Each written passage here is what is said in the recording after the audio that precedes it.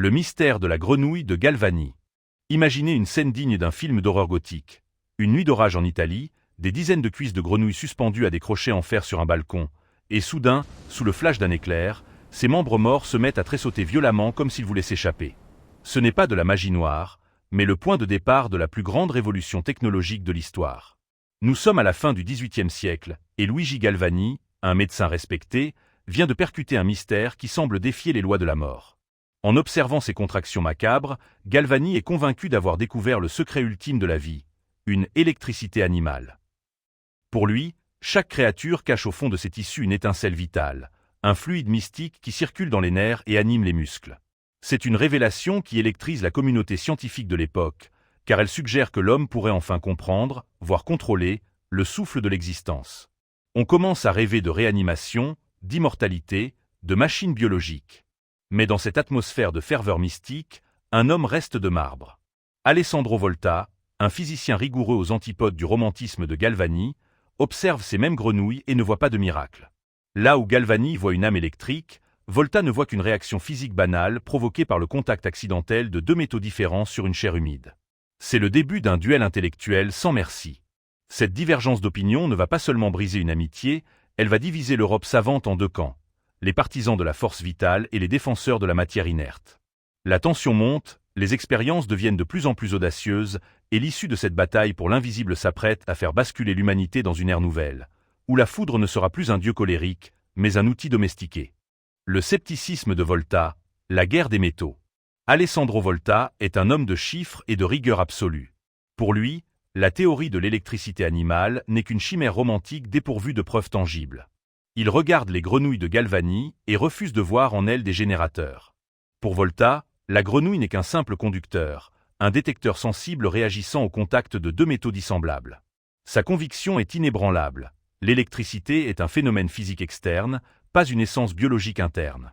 Pour le prouver, Volta s'engage dans une quête acharnée qui frise parfois l'obsession. Il teste des dizaines de combinaisons de métaux sur sa propre personne, appliquant des plaques d'argent et de zinc sur sa langue pour ressentir ce goût métallique acide et piquant, preuve irréfutable du passage d'un courant généré par la chimie. Il ne s'arrête jamais, multipliant les mesures avec des instruments qu'il perfectionne lui-même. La rivalité avec Galvani devient alors publique et féroce. C'est une véritable guerre des mondes qui se joue dans les gazettes scientifiques de l'époque.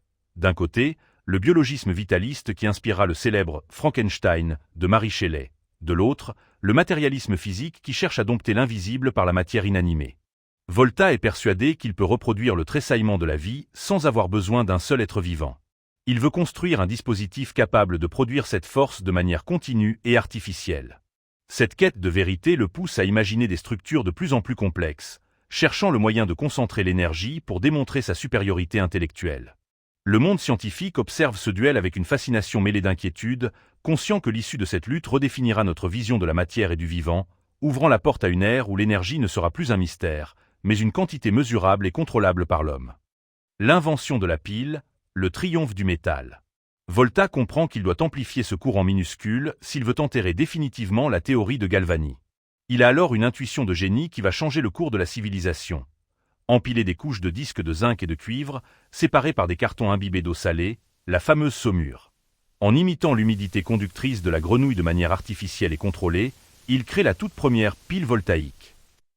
C'est un choc monumental pour l'humanité. En empilant ces disques, il crée la première source de courant continu de l'histoire. Imaginez la puissance symbolique. Une colonne de métal inerte capable de produire une étincelle constante, un flux d'électrons discipliné qui ne s'arrête jamais tant que la chimie opère. Plus besoin d'attendre les colères de Jupiter ou de frotter de l'ambre pour obtenir une décharge éphémère. L'électricité est désormais mise en boîte, domptée et disponible à la demande. C'est la victoire définitive du métal sur la chair, de l'artifice sur le biologique. Volta vient de donner à l'homme le pouvoir de générer de l'énergie à volonté, une rupture majeure avec le passé. Sa pile est un cœur chimique qui bat sans muscle, un moteur immobile qui alimente les premières expériences sur l'électrolyse et la décomposition de l'eau. Chaque disque ajouté à la colonne augmente la tension. Chaque couche rapproche l'humanité de la maîtrise totale de la foudre. Cette invention n'est pas qu'un outil de laboratoire. C'est le socle sur lequel va se bâtir tout le XIXe siècle, prouvant que l'esprit humain peut surpasser les phénomènes naturels les plus spectaculaires. La pile de Volta est le premier cri de l'ère industrielle, une révolution silencieuse logée dans un empilement de métal et de sel. C'est l'étincelle qui va allumer le monde moderne et transformer notre perception de l'énergie pour les siècles à venir, faisant de Volta le véritable père de notre confort actuel. La reconnaissance impériale, Volta et Napoléon. En l'an 1800, la nouvelle de l'invention de Volta traverse les Alpes et arrive aux oreilles de Napoléon Bonaparte, alors premier consul. Passionné par les sciences et conscient de l'importance de l'innovation pour la grandeur de la nation, Napoléon invite Volta à Paris pour une démonstration officielle à l'Institut de France. Imaginez la scène. Le savant italien, devant une assemblée de génies et sous le regard perçant de Bonaparte, fait jaillir des étincelles de sa colonne de métal. L'empereur est fasciné. Il comprend immédiatement que cette découverte n'est pas qu'une curiosité de salon, mais un levier de puissance sans précédent. Pour lui, la pile est la colonne de la vie, un symbole de progrès qui doit être soutenu par l'État. En signe d'admiration, il nomme Volta comte et lui accorde des honneurs exceptionnels. Volta passe du statut de chercheur contesté à celui de héros de la science européenne. Cette rencontre entre le génie politique et le génie scientifique, c'est le destin de l'électricité. Elle devient une priorité stratégique, bénéficiant de financement et d'une attention mondiale. La pile commence alors son voyage à travers les académies du monde entier, inspirant des générations de physiciens comme Ampère ou Faraday. C'est grâce à ce parrainage impérial que les recherches s'accélèrent, menant à la découverte de l'électromagnétisme et finalement à l'électrification de nos cités. Le nom de Volta est désormais gravé dans l'histoire, et son invention devient l'étalon or de la modernité. Cette alliance montre comment une idée, née de l'observation d'une grenouille sur un balcon, peut influencer la géopolitique et transformer le monde en un vaste réseau de courants. Napoléon avait vu juste. Celui qui maîtrise l'énergie maîtrise l'avenir. La pile de Volta n'était pas seulement une avancée technique, c'était le début d'une nouvelle organisation sociale. L'héritage dans votre poche, du zinc au lithium. Faisons un bond dans le temps. Aujourd'hui, votre smartphone, cet objet devenu une extension de votre corps, contient une version incroyablement sophistiquée et miniaturisée de la pile originale de Volta.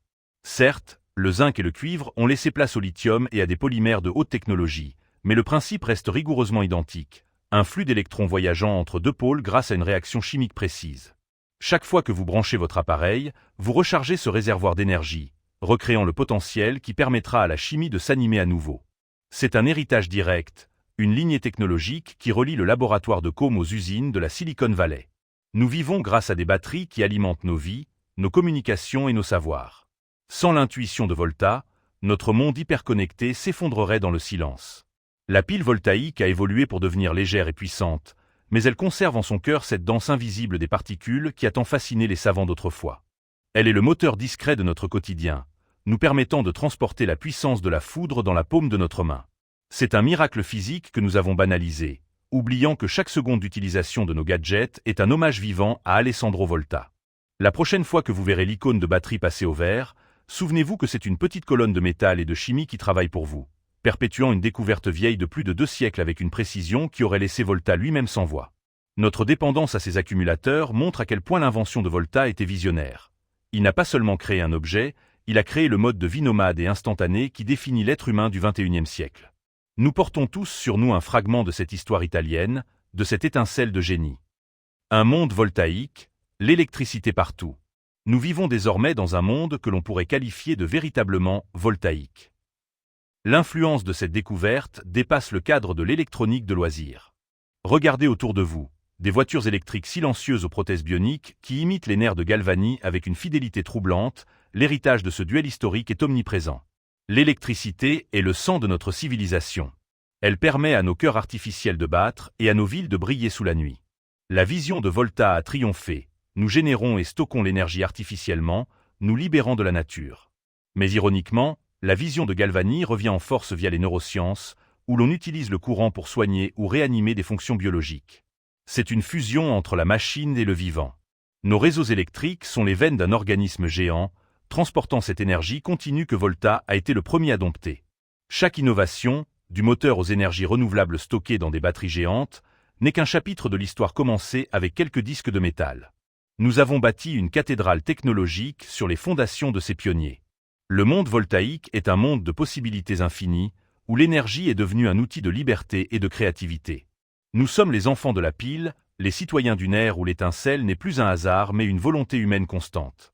De la simple ampoule qui éclaire nos nuits au serveur massif qui héberge l'intelligence artificielle, Tout découle de cette colonne de disques. La maîtrise de l'électron a permis de briser les chaînes du travail manuel et d'ouvrir les portes de l'exploration spatiale. Chaque geste de notre quotidien, qu'il s'agisse de chauffer un repas ou de lancer une recherche sur Internet, est un acte de foi envers la science voltaïque. La science naît de l'absurde. La prochaine fois que vous chargerez votre téléphone, repensez à cette grenouille qui dansait sous l'orage. C'est là que réside la magie de la connaissance. La science naît souvent de l'observation de détails qui semblent absurdes ou insignifiants. Qui aurait pu prédire qu'un muscle qui tremble mènerait à la révolution numérique? Volta et Galvani ne cherchaient pas à construire des smartphones, ils cherchaient à comprendre la nature. C'est cette curiosité pure qui est le moteur du progrès. Ne négligez jamais les petites questions, car elles cachent les plus grandes réponses. L'histoire de la pile nous enseigne que même une querelle entre deux professeurs peut changer la face du monde si elle est guidée par la passion de la vérité. Nous marchons dans les pas de géants qui ont su voir de la poésie dans le métal et de la logique dans le chaos d'un orage. La science est une aventure continue, une quête sans fin où chaque détail compte. Restez attentifs, car le prochain secret de l'univers se cache peut-être dans un phénomène banal, attendant un esprit curieux pour transformer notre réalité. Il faut savoir s'arrêter devant l'insolite, accepter de remettre en question ses certitudes pour embrasser une vérité plus vaste. La science n'est pas faite que de grandes équations froides, elle est faite d'intuition, de doutes et d'observations poétiques. Celui qui sait voir le prodige dans le tressaillement d'une patte de batracien est celui qui, demain, inventera peut-être le moyen de voyager vers les étoiles ou de guérir les maux les plus profonds. L'absurde n'est que la porte dérobée vers la compréhension suprême, un chemin détourné que seuls les esprits les plus libres et les plus audacieux osent emprunter. Gardez toujours cette soif de comprendre le pourquoi derrière le comment, car c'est là que bat le véritable cœur de l'humanité. Envie de maîtriser les forces invisibles qui dirigent notre monde? Alors faites un geste électrique, abonnez-vous et activez la cloche. En un clic, vous soutenez l'histoire des sciences et la physique sur YouTube. Laissez un like si la pile de Volta n'a plus de secret pour vous et partagez cette vidéo pour éclairer vos amis. Merci de faire vivre la chaîne. À bientôt pour le prochain Watts. Gardez l'étincelle allumée.